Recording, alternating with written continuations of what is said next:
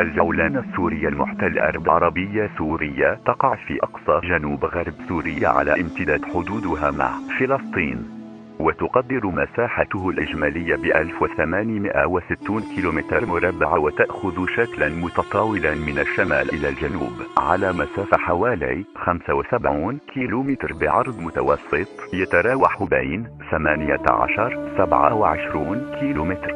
ولموقع الجولان الجغرافي أهمية كبيرة، جعلت منه منطقة عبور القوافل والجيوش والشعوب منذ القدم، ومسرحا لصراع دائم على مر العصور.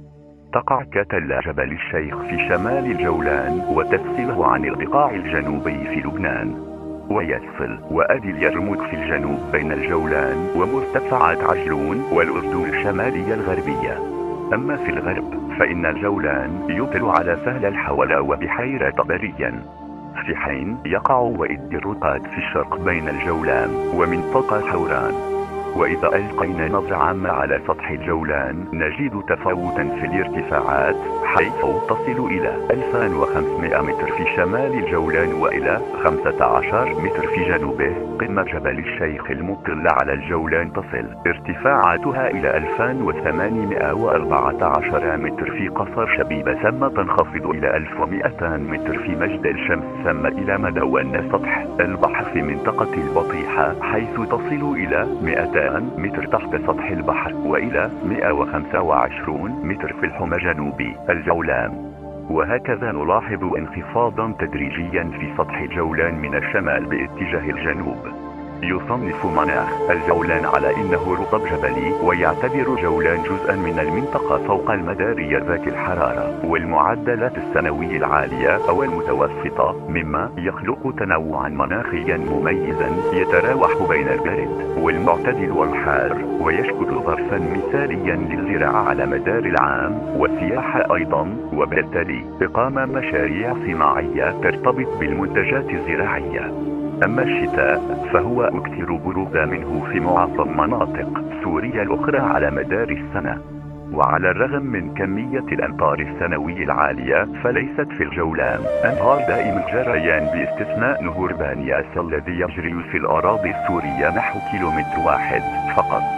والجولان غني بالمياه الجوفية، لكن أغلب الجولان لا تستفيد منها إلا بشكل محدود. الإنسان منذ القديم سكن الجولان، وتعاقبت عليه حضارات مختلفة، الكنعانية والأرامية والإسلامية، وقد سبق الفتح الإسلامي وجود إمارتين هم الأنبات والغساسنة، وتعود تسمية أماكن كثيرة فيها إلى تلك الحضارات التي تدل عليها معاني بعض الكلمات مثل كوفية، وهي كلمة آرامية تعني الكسيح الذي شفي على يد السيد المسيح خلال زيارته لقرية كوفية مجدل. هي كلمة عربية كنعانية تعني البرج أو القلعة. الحم تعني النبع الحار. فيق أصلها بالكنعانية أفيق وتعني القوى. حرمون أصلها أرامي وتطلق على جبل الشيخ وتعني المقدس. بقعاية أصلها أرامية وتعني البقعة المنبسطة من الأرض.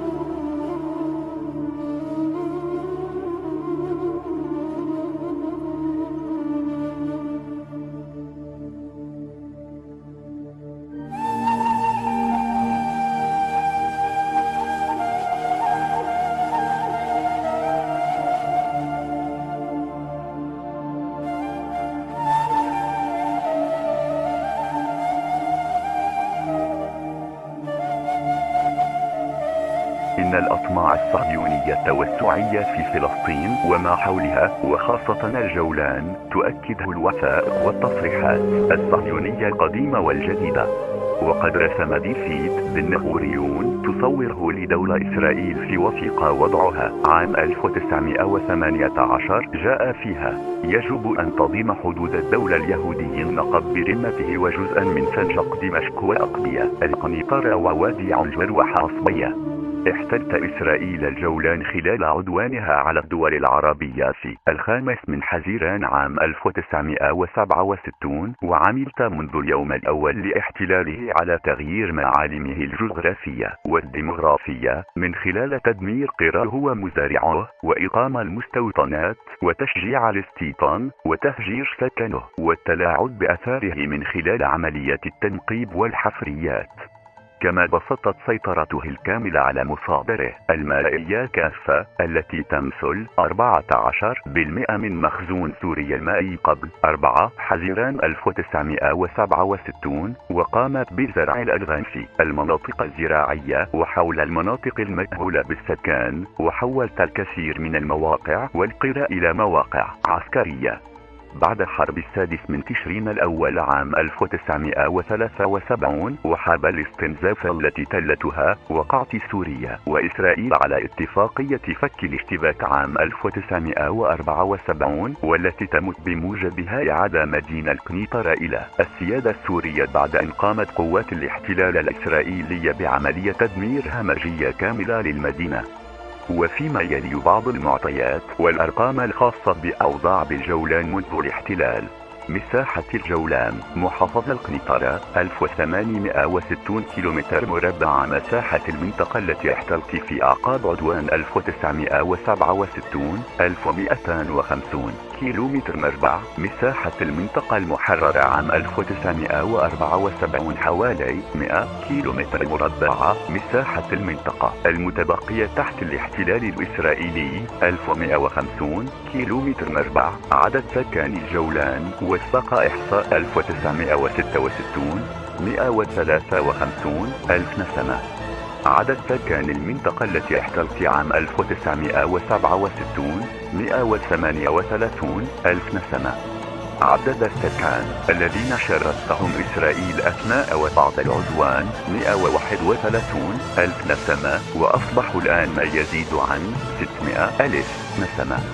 عدد السكان المتبقين داخل المنطقة المحتلة عام 1967 حوالي 7000 نسمة، وأصبحوا الآن أكثر من 19,000 نسمة. عدد قرى الجولان 164 قرية، 146 مزرعة ومدينتان هم القنيطرة وفيق. عدد القرى التي وقعت تحت الاحتلال 137 قرية، 112 مزرعة بالإضافة إلى مدينتي القنيطرة وفيق. عدد القرى التي بقيت بسكانها 6 قرى: مجد الشمس، مفعدة، بقعاسة، عين قنية، والغجر وصحيتة. عدد المستوطنات في الجولان 45 مستوطنة منتشرة على أنقاض القرى العربية السورية التي دمرتها إسرائيل. عدد المستوطنين الإسرائيليين في الجولان 20,000 مستوطن. عدد الإصابات منذ عام 1967 531 إصابة، 220 وفيات معظمهم من الأطفال، 329 مصابا بإعاقات دائمة ومزدوجة. عدد السجناء والمعتقلين منذ العام 67 وحتى اليوم نحو 700 مواطن.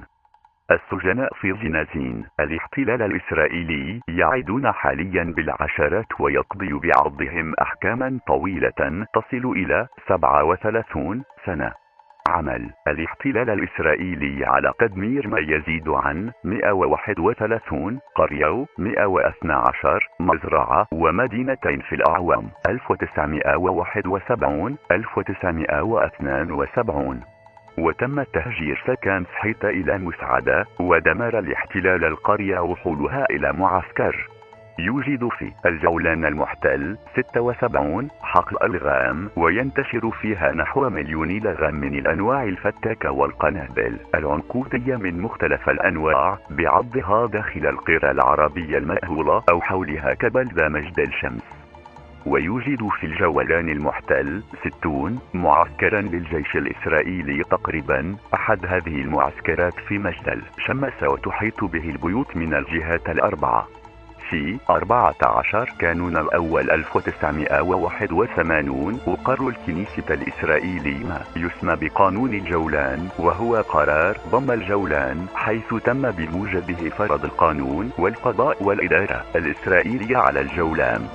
لكن مجلس الأمن الدولي رد بسرعة على الخطوة الإسرائيلية عندما اتخذ قراره رقم 497 بتاريخ 17 كانون الأول 1981، والذي اعتبروا فيه أن قرار إسرائيل بضم الجولان لغيا وباطلا وليس له أي أثر قانوني على الصعيد الدولي. وطالب مجلس الأمن الإسرائيل بإلغاء ذلك القرار فورا. كما صدرت عشرات القرارات من الجمعيات العامة ومجلس حقوق الإنسان التي تؤكد على بطلان قرار ضم الجولان وتطالب إسرائيل بإنهاء احتلالها له، إلا أن إسرائيل وكالعادة لم تنفذ أي من تلك القرارات، كما لم تنفذ القرارات الأخرى كافة المتعلقة بالصراع العربي الإسرائيلي بسبب حماية بعض الدول لإسرائيل خلافا للقانون الدولي الإنساني وميثاق الأمم المتحدة.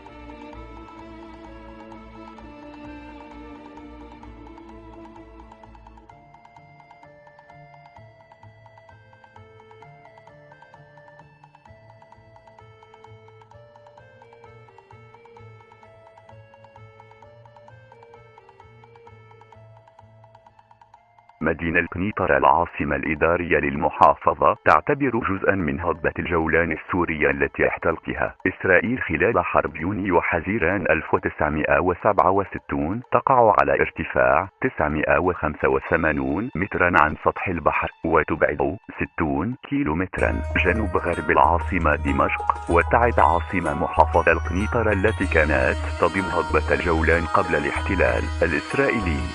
وتميزت القنيطرة تاريخيا بتنوعها السكاني بسبب موقعها عند ملتقى طرق تجارية، واتفقت المصادرة التاريخية على أن التأسيس الحقيقي لهذه المدينة كان في القرن ال19 الميلادي.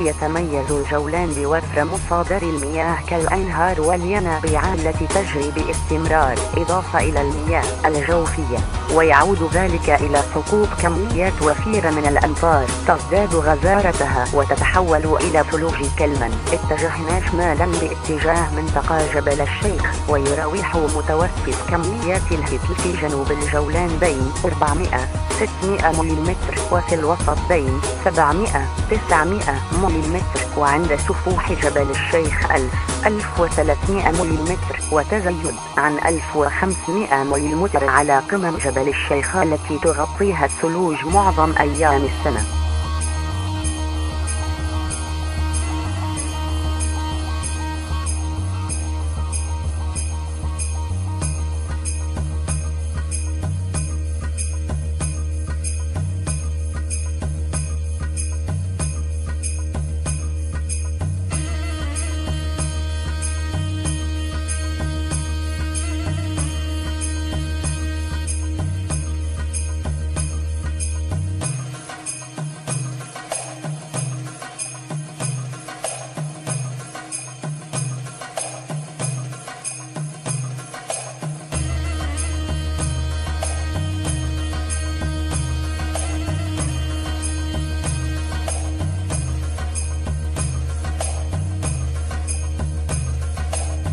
العقيدة الصهيونية في جوهرها هي سياسة استعمار استيطاني إحلالي تقوم على احتلال أراضي العرب وتطهيرها من سكانها الأصليين وتشويد المستوطنات واستدعاء المستوطنين اليهود وتوطينهم فيها.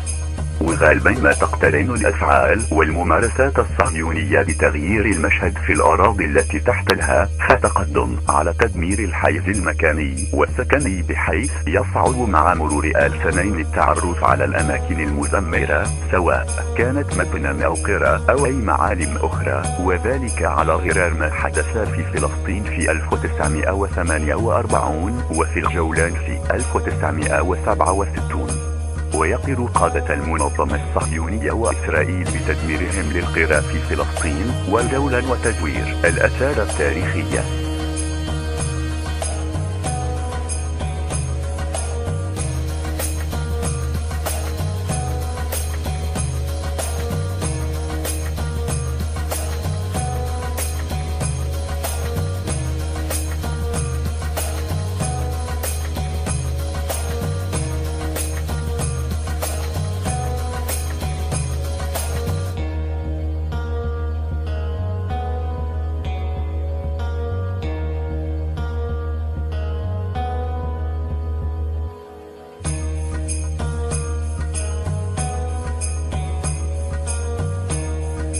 ارتكبت إسرائيل عدة مجازر بحق السكان المدنيين في الجولان، وهي مجزرة الدوكة، كفار راقد، قرب شاطئ الكرسي في طبرية في تشرين الثاني عام 1955 وشهدائها 9 رجال وامرة، ومجزرة سكوفيا في 9 من نيسان عام 1967 راح ضحيتها أكثر من 13 شهيدا وأكثر من 20 جريحا خلال قصف للقرية والأحياء السكني. مجزرة الدردرة الذيابات في حزيران عام 1967 راح ضحيتها أكثر من 20 شهيدا، ومجزرة الخشنية في حزيران عام 1967 راح ضحيتها أكثر من 11 شهيدا، ومجزرة القنيطرة راح ضحيتها أكثر من 7 شهداء، وذلك في حزيران 1967 بالإضافة لذلك مجزرة العزيزات في حزيران 1967.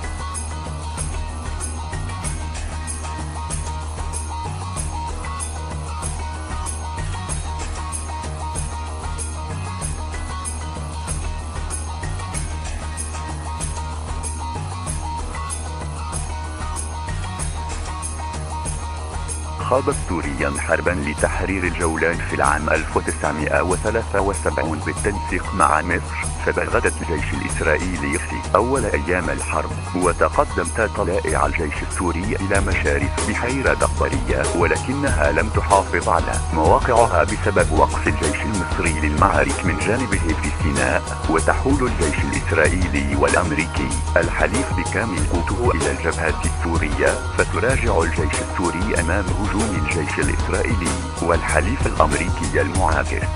وخاض الجيش السوري حرب استنزاف دامت قرابة 3 أشهر، تم في نهايتها توقيع اتفاقية فصل القوات المشتبكة، وتراجعت إسرائيل إلى خطوط ما قبل الحرب، وانسحبت من مدينة قنيطرة بعد أن دمرتها بشكل نهائي.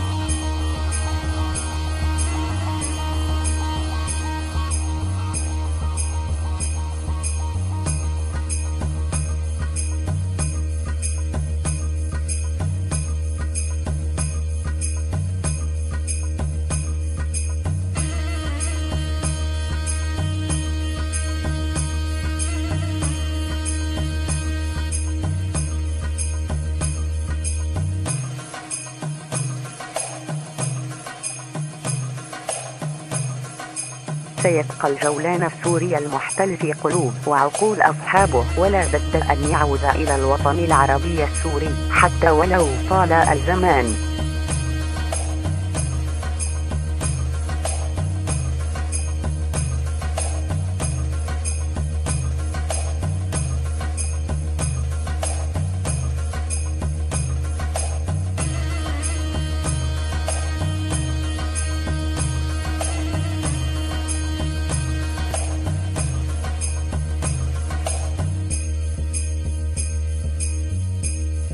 سيأتي يوم يزول فيه هذا الكيان الصهيوني الغاشم وأزلامه الممثلين بالولايات المتحدة الأمريكية رأس الإمبريالي العالمي وحلفائهم، وتتحرر المدن والقرى العربية المحتلة.